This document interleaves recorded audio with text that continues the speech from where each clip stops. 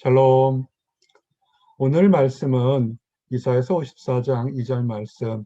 내 장막터를 넓히며 내 처소의 휘장을 아끼지 말고 널리 펴되 너희 줄을 길게 하며 너희 말뚝을 견고히 할지어다. 이 말씀을 통해서 우리 인생의 소망과 비전, 그리고 인생의 삶에서 내 장막터를 넓히라는 말씀으로 증거하기를 원합니다. 이사야서 53장 1절부터 3절 말씀이 중심 말씀인데요. 이 말씀에 오면 고통 중에 있는 여인, 그리고 또 하나님의 위로와 성도의 사명은 무엇인지, 그리고 이 고통 중에 있는 여인들, 성도들을 위한 하나님의 비전은 무엇인지를 증거하며 함께 위로와 소망을 나누기를 원합니다. 말씀 중에 보면 고통 중에 있는 여인이 나오게 됩니다. 잉태하지 못하는 여인, 산고를 겪지 못한 여인, 홀리된 여인이라고 말씀에 나오고 있습니다. 이 말씀은 말 그대로 문자 그대로 아이를 낳아보지 않은 여인 또는 홀로 된 버림받았거나 어떤 이유든지 혼자 되고 홀로 된 사람을 가리킬 수도 있습니다. 그러나 이 말씀은 그렇게 문자적인 뜻보다는 더 큰 뜻들이 포함되어 있습니다. 하나님이 기쁨과 위로를 주시는데도 깨닫지 못하고 낙심 중에 깊은 낙심 중에 있는 사람, 좌절 중에 있는 사람, 그 다음에 좀 더 영적으로는 이스라엘 백성들을 가리키는 것이고, 또한 이것은 현대에는 성도들 중에서 믿음과 기쁨이 흔들리는 성도들을 가리키는 중에 고통 중에 있는 여인, 이렇게 표현합니다. 아마 우리들이 이곳에 어느 정도 포함될 거라고 봅니다. 이사야서 말씀에 보면 잉태하지 못하는, 아이를 갖지 못하는 여인, 지금은 시대가 많이 달라져서 아이를 갖지 못해도 크게 괴념하지 않습니다. 예전엔 여성의 인권이 연약하기 때문에 자녀를 갖지 못하면 그게 흠이 됐은 적이 있었습니다. 그러나 여기서 나오는 이사야서 말씀 54장과 23장의 말씀은 육적인 자녀뿐만 아니라 이것은 영적인 의미로 해석하는 게 더욱 좋을 것 같습니다. 시돈이여, 너는 부끄러워할지어다. 왜냐하면 너는 산고를 겪지 못하며 출산하지 못했으며 청년들을 양육하지도 못했다. 이것은 어쩌면 현대 교회에 양적으로 성장을 했지만, 비대하게 성장을 했지만 참된 영혼을 구령하지 못하고 참되게 새로운 생명을 인도하지 못한 그것에 대한 것의 본면의 말씀이 될 수도 있습니다. 자녀 양육이라는 것은 육적인 자녀뿐만 아니라 영적인 자녀도 함께 포함하며 우리 안에 있는 새로운 소망도 포함되고 있는 것입니다. 그래서 잉태하지 못하는 여인이 그 슬픔을 그냥 문자만 보지 마시고 영적으로 해서 청년들을 양육하지도 못하고, 현대 교회가 청년들에 대한 양육이 관심이 많이 떨어져 있죠. 아이들도 그렇고 양육하지 못하고 구령에 집착하지 못하고 그냥 눈에 보이는 사업에 힘쓴다면 그것은 잉태하지 못하는 여인과 같은 교회가 될 수도 있습니다. 우리는 주의해야 됩니다. 산고를 겪지 못한 여인, 아이를 가진 적이 없으니까 산고를 가질 수가 없겠죠. 우리가 잉태하고 산고를 당하였을지라도 바람을 낳을 것 같아서 땅에 구원을 베풀지 못하였고 세계의 거민을 출산하지 못하였나이다. 아멘. 이 말씀을 두 가지 말씀을 함께 이어보게 되면, 즉 아이를 낳는다고 아이가 아니라는 것이죠. 산고를 했다 할지라도 바람을 낳은 것처럼 헛된 것, 인생을 살면서 신앙생활 하면서 소망 가지면서 위기의 순간에 또는 지나치게 좋을 때 감사하지 못하고 위기의 순간에 낙심한다는 것은 정말 산고를 겪지 못한 여인처럼 진정한 성도로서 거듭나지 못한 것과 똑같을 수 있습니다. 세계 교민을 출산하지 못한 것. 하나님의 뜻은 열방 백성들을 나가서 그들을 하나님의 자녀로 영적으로 거듭나게 하는 거죠. 출생시키는 건데 하지 못한다면 그들은 능력 있지만 낳지 못한 여인과 같은 것이라고 우리는 해석할 수 있습니다. 홀로 된 여인, 특별히 이 말씀은 문자적으로 남편에게 버림받은 여인들을 얘기합니다. 현대 가정에 많은 것들이 서로들 가정이 깨지고 있죠. 그런데 성경은 이 홀로 된 여인의 이유가 뭐냐면 음행에 때문에, 부도덕 때문에 얘기를 합니다. 문자적으로 정말 가정이 부도덕하고 음행이 있다면 그 가정이 정상적으로 지탱하기 어려울 거 봅니다. 그러나 성경의 말씀은 육체적인 것뿐만 아니라 문자적인 것뿐만 아니라 영적으로 하나님과의 관계에서 완전히 떠나갔다는 겁니다. 성경은 이렇게 얘기하죠. 하나님은 우리의 신랑 되시고 우리 주님은 신랑 되시고 교회는 신부, 성도는 신부라 그러는데 신부 되신 여인, 신부가 되는 아내가 되는 여인이 바람난 거죠. 호세아서 2장 보니까 그가 귀걸이와 폐물로 장식하고 그가 사랑하는 자를 따라가서 나를 잊어버리고 향을 살라. 정성스럽게 치장을 하고 노력을 다해서 결국은 뭐냐면 사랑하는 사람이 누구냐면 하나님이 되어야 되는데 오히려 세상을 따라가지고 향까지 불러서 아주 최선을 다하는 거죠. 바알들을 섬기시 일대로. 이게 무서운 것이 우리가 우상을 섬기고 세상을 섬기게 되면 하나님께서는 그만큼 섬긴 기간만큼 벌을 주겠다는 겁니다. 성도들이 뜻대로 되지 않을 때는 한 번쯤 돌아봐야 될 것이 뭐냐면 하나님을 섬긴 것인지 요새 나오는 세상의 신들을 섬긴 건지 주의해야 됩니다.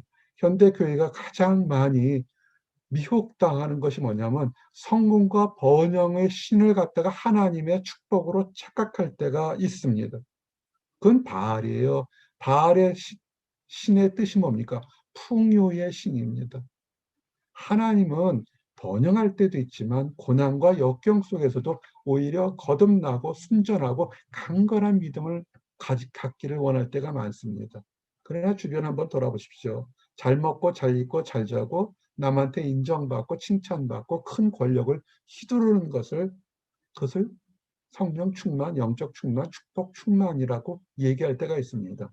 그것은 아니죠. 그것은 세상의 미혹된 거죠. 그러면 벌을 받을 수밖에 없습니다. 그렇게 섬긴 기간만큼 내가 벌을 주겠다는 겁니다. 홀로 된 건 뭡니까? 하나님과 떨어진 성도죠. 버림받은 여인이죠. 홀로 떨어졌으니까 당연히 버림받을 수밖에 없죠. 왜 버림받았을까요? 열왕기하 23장에 보니까 종교개혁이 일어났는데 그 당시에 종교개혁이 일어날 수밖에 없는 그 부끄러운 현상은 뭐냐면 여호와의 성전 가운데 남창의 집을 헐었으니 그것은 여인이 아세라를 위하여 휘장을 짜는 처소였더라. 하나님의 예배드리는 처소, 지금의 교회 예배당보다 더 거룩한 성전 한가운데가 정말로 음행하는 그런 장소로 변했다는 겁니다. 그러니 이스라엘 백성들이 얼마나 영적으로 육체적으로 타락했는지를 알 수가 있습니다. 욥기서 이렇게 하나님께 버림받은 사람, 버림받은 여인, 버림받은 세상 사람들은 경건하지 못한 무리는 자식을 낳지 못할 것이며 뇌물을 받는 자의 장막은 불탈 것이라. 이것은 뭐냐면 영적인 참된 생명의 자녀를 낳지 못한다는 것이죠. 경건하지 못한데 어떻게 거룩한 영혼을 구령하고 구원할 수 있겠습니까? 세상적인 육적인 자녀는 낳을 수 있겠지만 하나님의 자녀는 낳을 수가 없을 것이고 장막은 이따도 얘기했지만 그의 인생의 삶은 덧없이 불탄 것 같은 아무것도 가진 것이 없게 될 것입니다.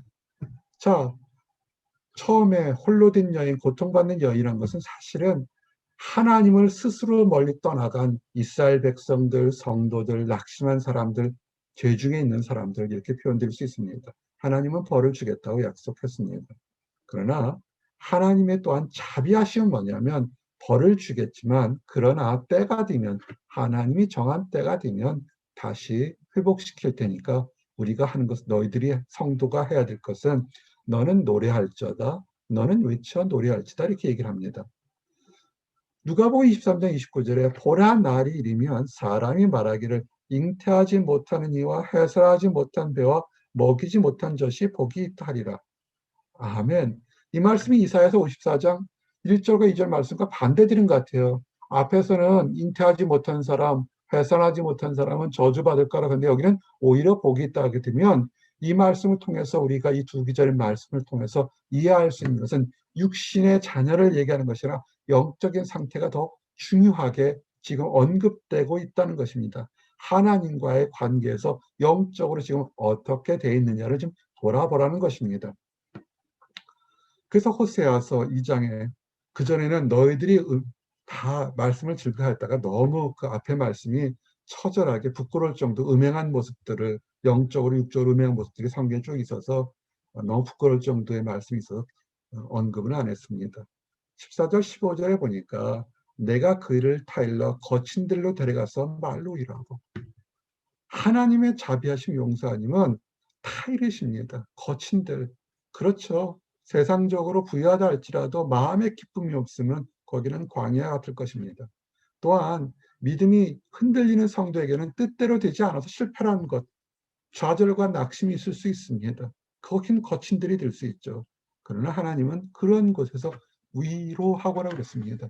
하나님은 용서하시고 새롭게 위로하시며 악을 골짜기로 소망의 문을 주이니, 악을 골짜기 어떤 것입니까? 죽음의 골짜기죠. 피해받고 힘들고 저주받고 능욕받는 것이죠. 그러나 그곳에서도 소망의 문을 주겠다는 것입니다. 그것이 하나님의 용서고 하나님의 자비하십니다. 그래서 애굽 땅에서 올라오던 날과 같이 하라.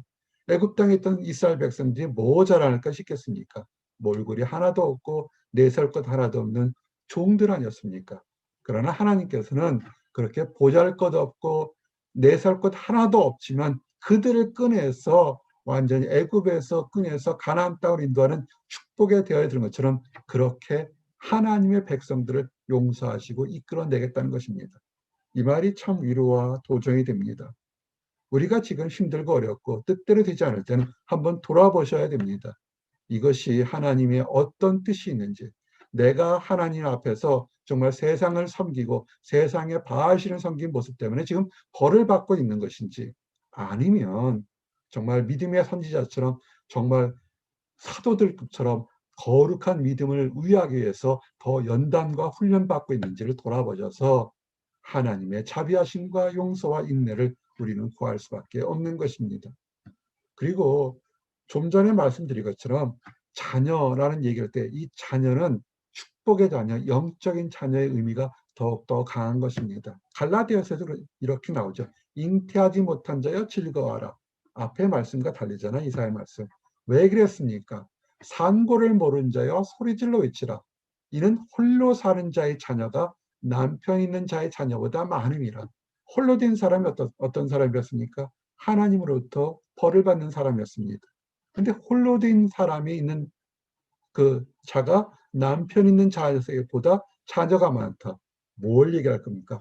영적으로 낳은 약속의 자녀들을 많이 태어난 사람들이 있습니다.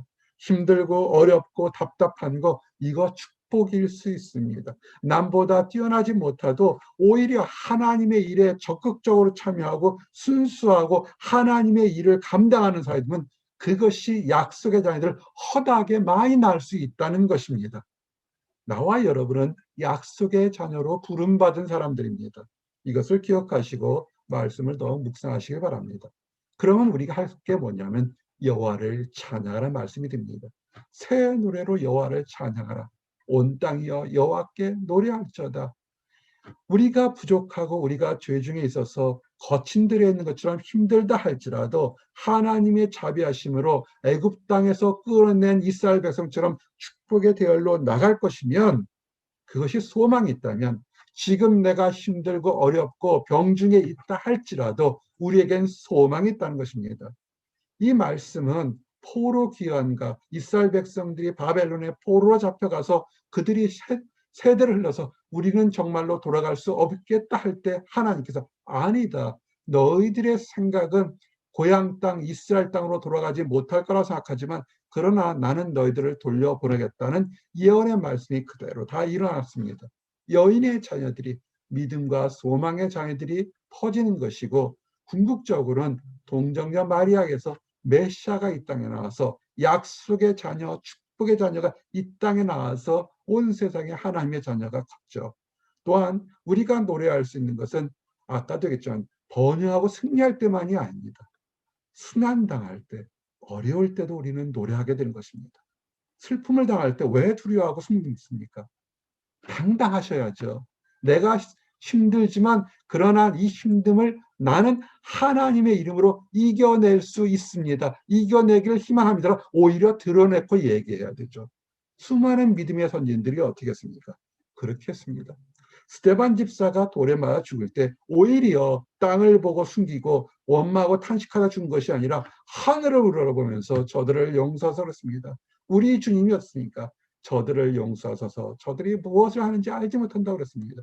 마지막 순간에 순환당한다 할지라도 오히려 담대하게 하나님을 믿고 찬양하기를 원합니다. 그리고 궁극적으로 남겨진 사람들, 하나님의 택한 약속의 사람들이 수없이 많다는 것입니다. 눈에 보이는 사람들이 다 믿는 사람이 아니고 숨겨져서 하나님을 이름을 처절히 부르는 수많은 교회와 성도들이 증가할 것입니다. 그래서 우리는 하나님을 찬양할 수밖에 없습니다. 이 말씀에 보면서 오늘 주셨던 말씀에 보면 홀로 된 사람, 고독한 사람, 산굴하고 에다가 말씀의 2절에 뭐냐면 내 장막터를 넓히라, 휘장을 아끼지 마라, 줄을 길게 하라, 말뚝을 견고히 하라 그랬습니다. 이것은 성도들이 하는 겁니다. 하나님께서는 내가 이렇게 네가 잘못하지만 그러나 회복시키다 할 때, 회복은 어떻게 할 때, 회복되는 것은 가만히 있고 주님 뜻이면 주님이 알아서 하십시오. 그것은 아닙니다. 주님의 뜻은 이미 선포되어 있습니다. 나와 여러분에게 주님의 뜻은 선포되어 있습니다. 장막터, 여러분이 살고 있는 장소, 여러분의 사업처, 여러분의 비전을 넓히려고 노력하셔야 됩니다. 베드로처럼 주여 여기가 좋사오니 초막집 3개를 지겠습니다. 그게 아니라 하나님 뜻을 알면 내가 능력이 있건 없건 간에 하나님 나라를 넓힐 수 있도록 넓히셔야 됩니다. 아끼지 마십시오. 사랑을 베푸는 거, 물질을 베푸는 거, 마음을 베끼는 거 인색한 사람들이 있습니다. 그러지 마십시오. 휘장을 넓게 펴야 나도 넓어지고 다른 사람들도 객도 들어올 수 있는 것입니다. 1인용 텐트를 치고서 세상을 감당하겠다. 그것은 말이 안 될 겁니다. 넓게 펴야 여러분들도 그 안에서 편안하고 평안을 얻을 수 있고 가족들도 이웃들도 여러분께 베푸시기를 원합니다. 그리고 줄을 길게 하라. 흔들리지 않도록 여러분의 믿음의 줄이 작은 한두 가지에 흔들려서 작은 일에 그냥 철막철막하고 길게 해서 큰 꿈을 가지시기 바랍니다. 말뚝을 견고히 하라. 텐트 쳐보시면 알겠지만 말뚝에 견고히 묶지 않으면 작은 바람에 흔들립니다. 흔들리고 계십니까? 믿음을 굳게 세우십시오.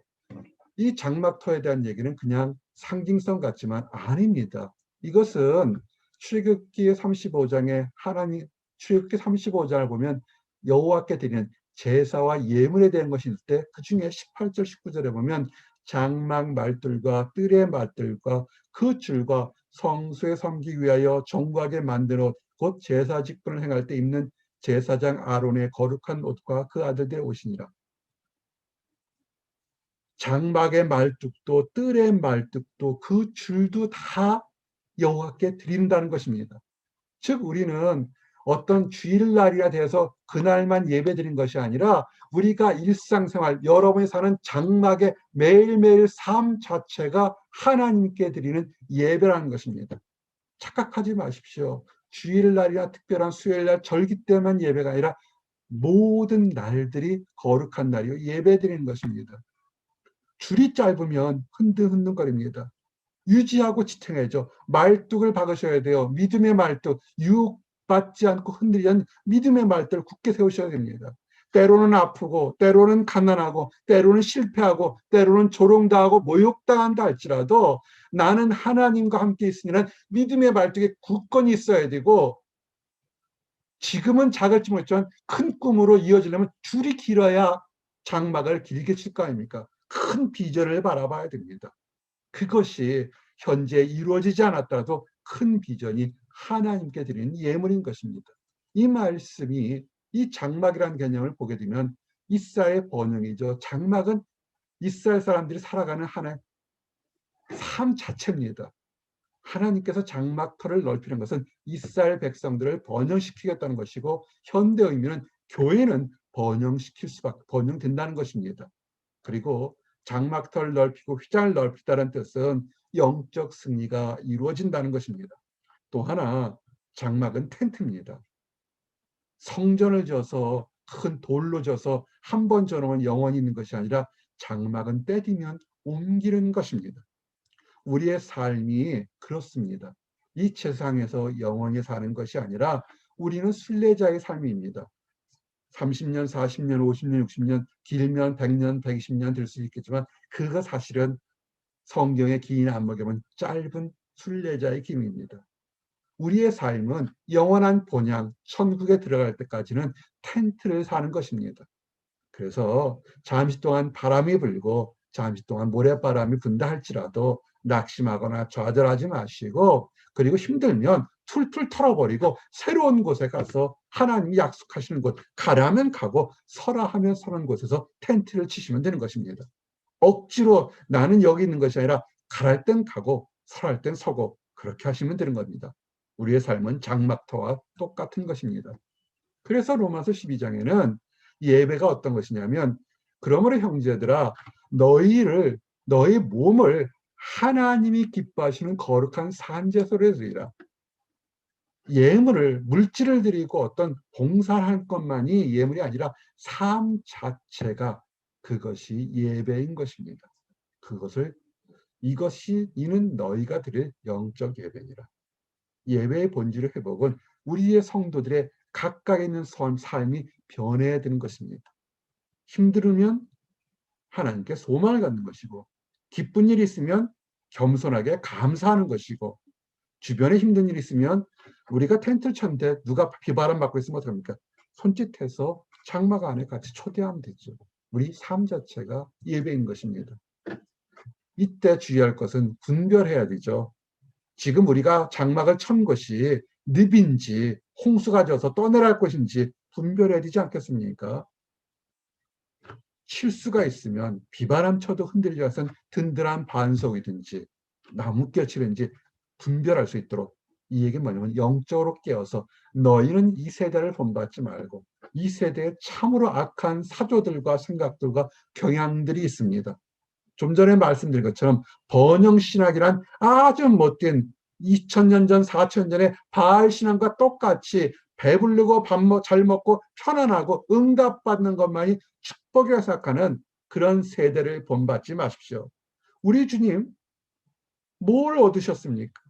12사도가 무엇을 얻었습니까? 수많은 제자들이 무엇을 얻었습니까? 그들은 얻은 것이 없어요. 이 땅에서 오히려 내려놓고 베풀었습니다. 그러나 그들은 하나님 앞에서 하나님을 바라기 때문에 그 어떤 것보다 귀하고 아름답고 강력한 하나님의 사랑과 인정을 받을 것을 기억하십시오. 이 세대를 본받지 마십시오.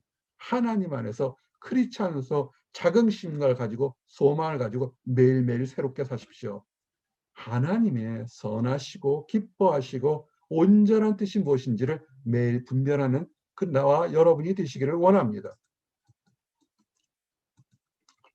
그리고 늘 확신할 것은, 흔들리지 말고 말뚝을 깊게 받는 것은 뭐냐면, 우리의 성공이, 우리의 물질이, 우리의 배경이, 우리의 리타이어 플랜이 우리를 지켜주는 것이 아니라 하나님이 우리를 지켜주신다는 사실을 잊으시면 안 됩니다. 시편 147편 말씀처럼 그가 네 문빗장을 견고히 하시고 내 가운데 있는 너희 자녀들에게 복을 주셨으며, 우리의 삶을 지켜주신 것은 하나님입니다. 내가 판단해서 나는 성공과 실패, 나는 행복과 불행을 탓한 것이 아니라 하나님께서 우리를 부르셨으면 하나님께서 우리의 삶을 인도하실 것이고, 또한 자녀나 모든 것들이 하나님께서 지켜주시겠다는 것입니다. 이 말씀의 확신이 깊으면 깊을수록 우리의 장막의 말뚝은 깊고 튼튼함을 믿으시기 바랍니다. 이제 성도의 사명은 장막터를 넓히고 휘장을 널리 피고 줄을 길게 하고 말뚝을 굳게 만든 것, 삶 속에서 베풀고 사랑하고 나눈 삶입니다. 우리에 대한 하나님의 비전은 뭐냐면, 우리가 멸망당하지 않고 하나님의 뜻을 좌우로 널리 펴지기를 원하는 것입니다. 영의 자손들, 약속의 자손들인 열방을 얻을 것이고, 황폐한 곳, 약속의 자녀들이 가는 곳은 그 땅이 황폐하다 할지라도 옥토로 변하는 새로운 곳으로 변할 것입니다. 여러분은 축복의 씨앗들이 있는 것입니다. 나와 여러분은 축복의 생명과 씨앗이라 황무지가 갈지라도 그것이 변하게 될 것입니다. 긴 말씀입니다. 예레미야 33장 10절은 한 절인데 참 깁니다. 그렇지만 여러분들에게 소개를 해드립니다. 여호와께서 이같이 말씀하시니라. 너희가 가리켜 말하기를 황폐하여 사람도 없고 짐승도 없다던 여기 곧 황폐하여 사람도 없고 주민도 없고 짐승도 없던 유다 성읍들과 예루살렘 거리에서 즐거워하는 소리, 기뻐하는 소리, 신랑의 소리, 신부의 소리와 및 만군의 여호와께 감사하라. 여호와는 선하시니 그 인자심이 영원하다는 소리와 여호와의 성전에 감사제를 드린 자들의 소리가 다시 들리리니 이는 내가 이 땅에 포로로 돌려보내어 지난 날처럼 되게 할 것이라 여호와의 말씀이니라. 아멘. 이 약속은 이루어졌습니다. 눈물의 선지자 예레미야가 이스라엘 멸망할 때 그들이 다 절망하고 이제는 끝났다 할 때 그렇지 않다. 황폐하게 될 것이고 설사 황폐화된 이후에도 하나님께서 지켜주시고 보호해서 때가 되면 오히려 즐거워하는 소리, 기뻐하는 소리, 찬양하는 소리가 돼서 약속의 날이 다시 돌아올 거라는 것입니다. 여러분, 지금 힘든 일을 겪고 계십니까? 때가 되면 다시 찬양하고 즐거워하고 감격하는 하나님께 찬양 부르는 소리를 할 수 있을 겁니다. 그때까지 참고 기다려서 모든 영적을 우리를 둘러싼 포로 상태에서 해방되는 날이 반드시 올 것입니다. 그리고 하나님께서 우리를 원하는 것, 황무지가 옥토로 변한 것처럼 우리의 사명은 무너진 것을 보수하는 것입니다. 이제 홀로 되고 고통받는 여인의 모습이었다면 보수하십시오. 왜 무엇이 무너졌는지 무너진 데를 보수하는 자라 할 것이며, 성도의 사명은 편한 곳에 밥숟가락 얹혀놓고서 즐기는 것이 아니라 마음이 무너진 곳에, 육체가 무너진 곳에, 세상의 질서와 환경과 산악이 무너진 곳에 크리스찬의 정신으로 하나님의 사랑을 들고 거기를 무너진 것을 보수하는 것이 우리들의 사명인 것입니다. 길을 수축하여, 황무지니까 길이 없지만 우리는 길을 내서 생명의 길을 만들어서 거할 곳이 되게 하는 것. 나와 여러분의 사명은 미국 땅에 살든 한국 땅에 살든 어느 곳에 살든 간에 다른 사람들 다 살만한 곳이 못 된다 할 곳에도 소망 가지고 하나님의 약속 가지고 믿고 나갈 때 그곳에 상처받고 무너졌던 모든 것이 영적으로 환경적으로 보수가 되고 새로운 축복의 길을 만드는 그런 창조의 역사에 동참하는 사람들이 되기를 원합니다. 이제 말씀을 정리합니다. 내 장막터를 넓히라. 지금 응답받으신 분들은 더욱더 겸손하게 감사하게 하나님을 찬양하시면 됩니다. 그러나 잠시 동안 우리는 무너질 수 있습니다. 바람이 불거든요. 배방하는 사람도 있을 거고 조롱하는 사람도 있을 겁니다. 장막을 칠 때 바람 불면 어떻게 했습니까? 줄을 더 든든히 잡아야 되죠. 말뚝을 더 깊게 박아야 됩니다. 말뚝을 박는 시간이 있을 거고 줄을 늘리는 시간이 있고 휘장을 넓히는 시간이 있을 겁니다. 기다리십시오. 때가 되면 황무지가 사람 사는 곳이 될 것이고 길이 없는 곳이 우리가 다닐 만한 생명의 길이 날 것이고 무너진 것을 보수하는 하나님의 메신저들이 되는 나와 여러분이 될 것입니다. 그때까지 우리의 꿈을 포기하지 말고 오히려 장막터를 넓히는 나와 여러분이 되시기를 원합니다. 기도하시겠습니다. 하나님 감사합니다. 내 장막터를 넓히며 내 처소의 휘장을 아끼지 말고 널리 펴되 너희 줄을 길게 하며 너희 말뚝을 견고히 할지어다. 아멘. 환난의 시간에, 낙심의 시간에, 두려움의 시간에 오히려 하나님을 향한 비전과 소망을 크게 가질 수 있도록 인도하여 주시옵소서. 우리의 삶에 말로, 행동으로, 마음으로, 물질로 베풀어서 우리의 휘장이 널리 펴서 많은 열방의 백성들을 포용할 수 있도록 인도하시고, 나뿐만 아니라 주변에 무너진, 마음이 무너지고 환경이 무너지고 세상에 합당한 것이 무너진 것을 새롭게 보수하는 하나님의 역사가 넘치도록 그 사역을 감당하도록 허락하여 주시옵소서. 아직 하나님을 알지 못하는 사람들, 하나님을 알지 못하고 또한 그릇된 신념으로 달려가는 사람들도 그들을 불러 세우셔서 하나님의 축복의 새로운 길에 갈 수 있도록 인도하여 주시옵소서. 이를 위해서 먼저 하나님의 기쁨을 받은 우리들이 함께 손을 내밀어 축복의 길로 가도록 허락하여 주시옵소서. 늘 감사드립니다. 예수 그리스도 이름 받들어 기도렸습니다. 아멘.